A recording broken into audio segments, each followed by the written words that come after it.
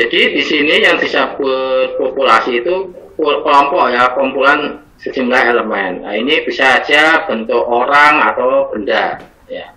Dan di situ nanti tempat untuk digeneralisasi dari hasil penelitian sesuai dengan judul atau tema yang dikerjakan. Ya. Contohnya di sini populasi misalnya siswa, ya, orang tua, buku, sarana prasarana itu juga apa namanya populasi. Jadi sifatnya benda bisa orang. Ya. Terus kemudian di sini populasi itu sangat luas batasannya. Jadi di sini populasi juga harus dilihat ini yang memungkinkan peneliti itu bisa mengambil sampel. Jadi kalau populasinya luas, ini perlu diambil sampel. Maka di sini ada yang namanya sampel. Nah, sampel itu bagian dari objek penelitian yang secara keseluruhan itu, sehingga diambil sebagian sebagai sampel namanya, dan itu harus mewakili karakteristik dari objek atau anggota populasi tadi. Makanya di sini sampel sifatnya harus representatif, yaitu mewakili sifat-sifat dari populasi secara keseluruhan. Nah, alasan pengambilan sampel ini masalah efisiensi ya, waktu, dana, tenaga, ya. Kalau tidak dibatasi, nanti bisa saja waktunya panjang, dananya banyak, tenaganya dibutuhkan lebih besar dan sebagainya. Terus bisa juga karena ini sampel itu sebagai wakil dari bagian populasi, sehingga dia bisa mempresentasikan apa yang ada di populasi. Kemudian ada karena keakuratan data. Semakin banyak data belum tentu semakin baik. Kadang-kadang bagi peneliti itu juga menjadi apa namanya beban, sehingga tidak fokus, sehingga menjadi bias, ya. Terus kemudian bisa juga karena kalau semua populasi dijadikan sampel itu bisa saja bisa merusak ya secara fisik, psikologis maupun keamanan dari populasi itu, sehingga hanya diambil bagian saja. Kalaupun nanti misalnya kalau ada apa namanya masalah, contoh masalah keamanan gitu ya, keamanan data dan sebagainya, itu menjadi lebih terjaga. Nah, tekniknya, jadi dari populasi yang ada itu perlu diambil secara sampel. Nah, teknik pengambilan sampel ini dibagi menjadi dua, probability sampling dan non-probability sampling. Nah, di fase probability sampling ini pengambilan sampel secara acak, ya. Ada yang mau masuk lagi? Ada Pak, ada yang mau masuk lagi Pak. Bentar, ini harus di end. Ya.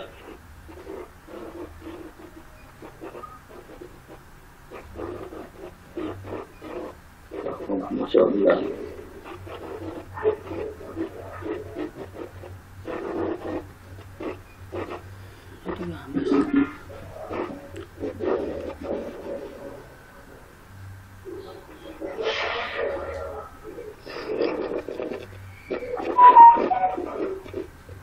Ya.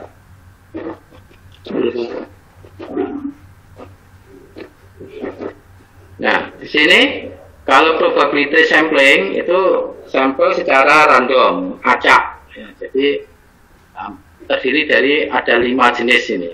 Kemudian non probability sampling ini yang tidak acak. Maksudnya yang acak ini bisa hasil penelitian itu digeneralisasi pada populasi. Misalnya siswa gitu ya, populasinya siswa misalnya sekecamatan, kemudian kita ambil dari beberapa SD, itu kita ambil secara acak. Nah, itu namanya sampling. Jadi nanti dari sampel 3 sekolahan itu bisa mewakili satu kecamatan. Tapi kalau non probability sampling ini tidak acak. Maka misalnya dari satu kecamatan itu siswa, kita memilih hanya sekolah tertentu yang kita pilih. Nah, itu namanya tidak acak, ya, non acak, tidak random. Sehingga hasil penelitian di sekolah yang kita pilih itu tidak dapat diterapkan pada semua anggota populasi siswa di kecamatan itu, hanya berlaku di tempat penelitian. Ya.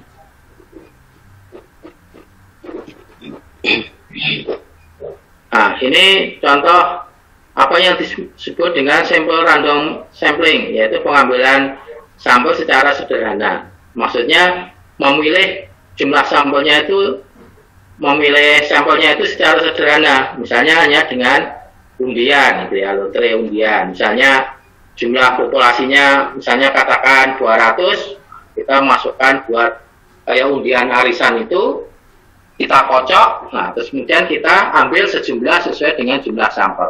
Itu namanya sampel sederhana. Atau dengan bilangan acak, itu bisa dilihat di bukunya Sujana itu ya, ada namanya bilangan acak.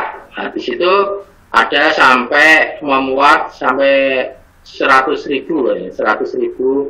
populasi, anggota populasi. Nah, ini kalau kita tinggal milih dengan menggunakan angka acak itu, misalnya kalau 500 ya berarti angkanya dari 0 sampai 500. Dan ini ada petunjuknya ya, tapi nanti ini karena waktu saya lewati aja, nanti bisa dibaca itu di Sujana ya. Ada 2 di Sujana tentang populasi dan sampling, dan termasuk di buku Sugiono itu juga ada ya, tentang populasi dan sampling. Kemudian ada systematic random sampling, yaitu pengambilan sampel secara sistematik tetapi dengan cara random. Misalnya kalau ada anggotanya 200, kita beri angka nomor 1 sampai 200. Terus kemudian kita tetapkan angka pertama nomor berapa. Misalnya nomor 2. Terus kemudian berikutnya, misalnya kita ambil yang nomor genap, berarti nomor 4, 6, dan seterusnya. Itu namanya sistematik. Terus kemudian stratified. Stratified itu berstrata. Nah, di sini maksudnya strata ya golongan ya, secara golongan. Misalnya di sini ada, misalnya yang akan kita teliti itu adalah anak SMP, SMA, S1, S0, S1, S2, misalnya begitu ya, anggota populasinya. Maka di situ ada tingkatan SMP, ada tingkatan SMA, ada tingkatan S0, ada tingkatan S1, ada tingkatan S2. Jadi nanti masing-masing diambil berdasarkan strata. Ini teknik ya, belum ke jumlah ya, bagaimana menentukan jumlah sampel. Ya. Baru tekniknya. Ada klaster, namanya klaster itu wilayah ya, karena misalnya populasinya itu sangat luas, misalnya satu provinsi, ya, atau satu nasional ya, se-Indonesia, itu kan berarti luas sekali, maka diambil per wilayah, makanya dinamakan cluster sampling. Nah, ini contohnya, misalnya di sini, ini kalau se-Indonesia misalnya, maka ini dibagi menjadi 4 cluster. Nah, 4 cluster ini dipilah-pilah berdasarkan, misalnya di sini ada cluster 1, ini bagian atas ini, mulai dari Nangro, Aceh, Darussalam, ada DIY, ada Jateng, dan seterusnya. Jadi dibagi dalam 4 klaster.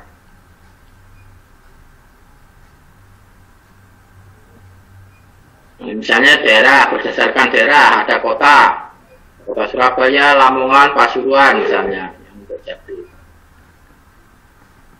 Terus kemudian untuk penetapan sekolah, kan?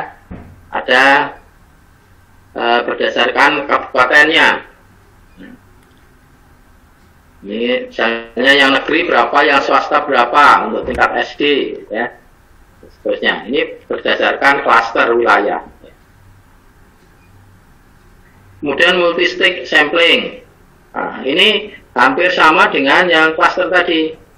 Tapi di sini kalau multi-stage dia menggunakan kombinasi dari beberapa metode. Misalnya cluster dicampur dengan stratified, ya.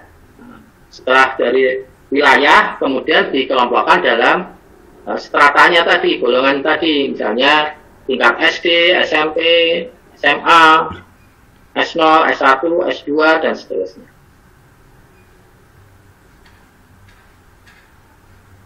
Kemudian untuk non-probability sampling, ini ada beberapa, misalnya kuota sampling.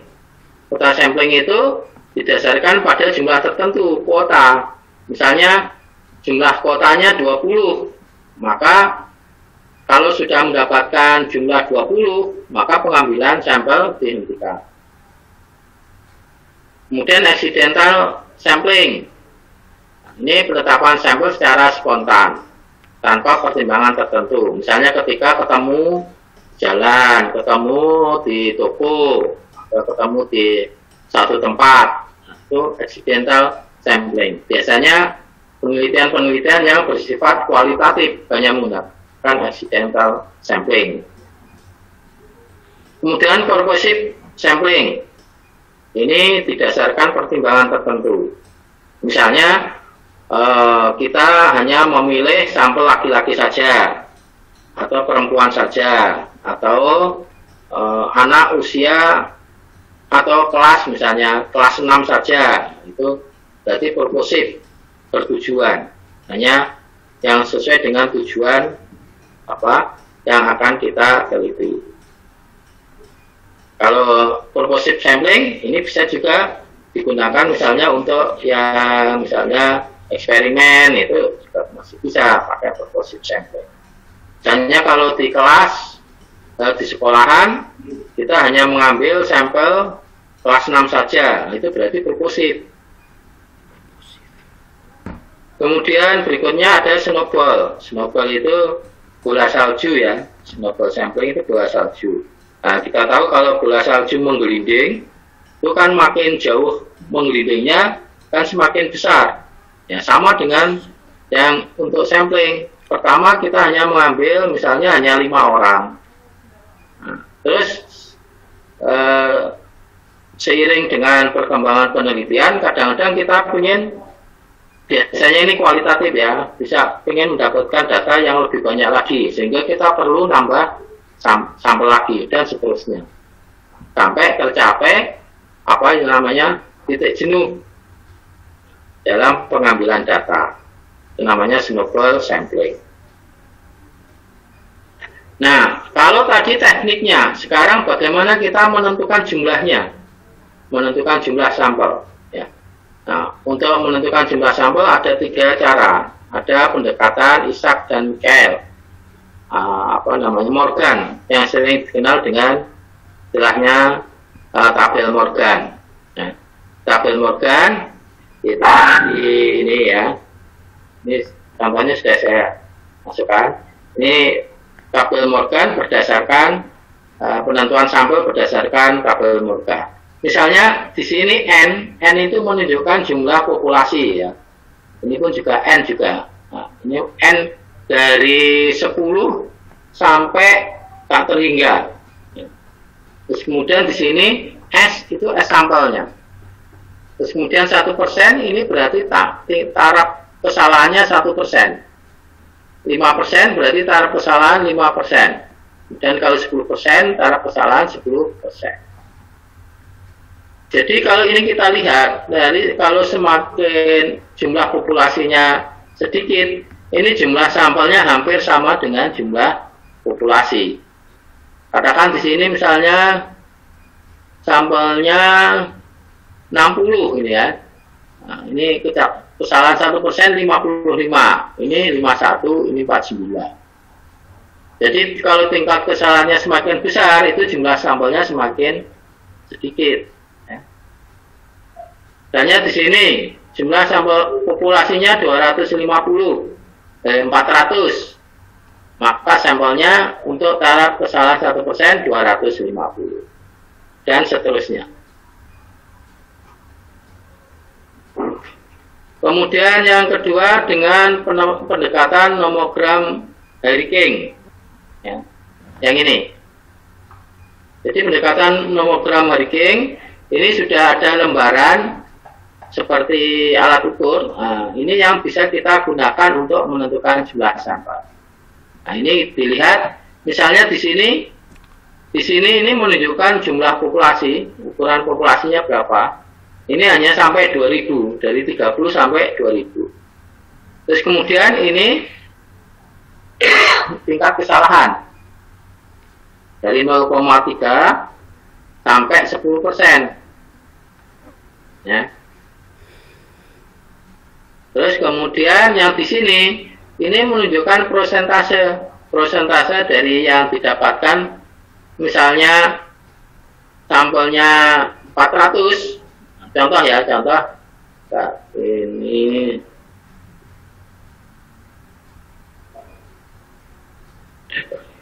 nah ini. Contohnya di sini. Kalau kita pengen misalnya jumlah yang merah aja. Misalnya di sini jumlah populasinya 200. Nah, tingkat kesalahannya 5%. Ya. Maka ini kita tarik garis dari yang 200 tadi ke 5%, maka dapatlah di sini angka mendekati 60%. Berarti kira-kira ya ini 58 lah, 58%. Berarti jumlah populasinya 0,58 kali 200. Terus kemudian dikalikan confidence interval ini. Jadi kalau populasinya tadi taraf kesalahannya 5%, berarti kita ambil yang 95% ini. Jadi dikalikan lagi 1,195. Dan seterusnya, caranya seperti itu.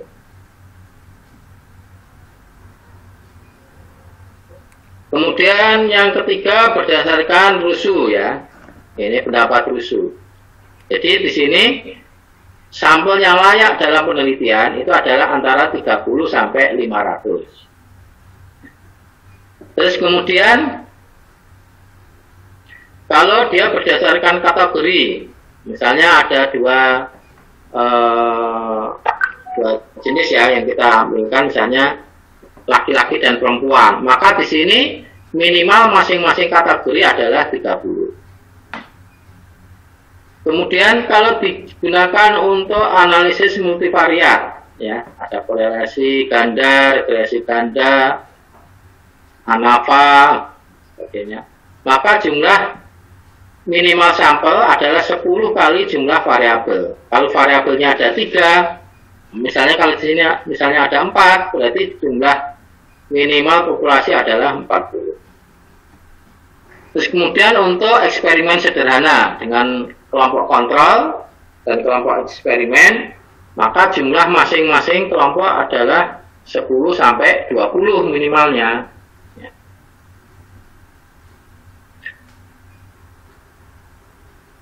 Itu ya, ini cara untuk menentukan jumlah sampel. Nah, dari situ coba ini dikerjakan yang latihan contoh 1 ini. Misalnya seorang peneliti meneliti faktor-faktor yang berpengaruh terhadap prestasi siswa di sekolah dasar X, ya. Jumlah siswa SDX sama dengan 1.200. Kemudian peneliti ingin mengambil sampel secara acak dengan taraf kepercayaan 95%. Berapa ukuran sampelnya? Lihat di tabel Morgan. Kemudian metode apa yang tepat digunakan dalam pengambilan sampel tersebut? Berarti di sini dari tabel Morgan didapatkan, kira-kira metodenya apa yang mau digunakan? Yang tadi apa namanya? Ya misalnya probability dan non probability tadi, pilih salah satu, mana kira-kira yang cocok. Nah, terus kemudian nomor 2, jika soal nomor 1 mempertimbangkan faktor jenis kelamin dan susunan anggota populasi. Berarti kalau di sini ada misalnya kelas 1, 2, 3, 4, 5, ini 6 ini harusnya ya, bukan 3 lagi. Itu dengan komposisi seperti ini, nah kira-kira menggunakan apa yang cocok? Kalau di sini nanti harusnya pakai stratified random sampling ya, berdasarkan strata. Berarti di sini harus menggunakan prosentase. Ya. Yang pertama harus dikerjakan dulu ini. Jelas ya? Nah, supaya lebih jelas, sambil dibaca, terus kemudian dikerjakan nomor 1, 2 ini. Nanti 30 menit kemudian nanti masuk lagi kita. Oke?